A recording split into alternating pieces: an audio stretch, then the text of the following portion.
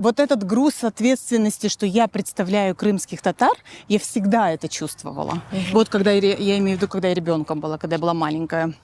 И папа все время говорил, что о тебе судят, о всех крымских татарах, вот вся твоя параллель. Какая ты, значит, все такие крымские татары. И мне так было страшно, что все подумают, что вдруг я где-нибудь что-нибудь не так сделаю, да? Да. Поэтому я очень старалась. Это реально был груз? Ну да, это, мне кажется, это был, конечно. Мне кажется, это был груз. Да. Это вот я сейчас безоценочных абсолютно. Правильно ли делали наши? Вы ж не одна такая. Да. Мне говорили то же самое, абсолютно то же самое, что ты представляешь, вот по тебе будут судить, ты представляешь всех, и поэтому ты должна лучше учиться, больше знать, быть честнее всех, быть правильнее всех и так далее. Правильно ли делали наши родители, вот, на ваш взгляд? А как можно было тогда сделать по-другому?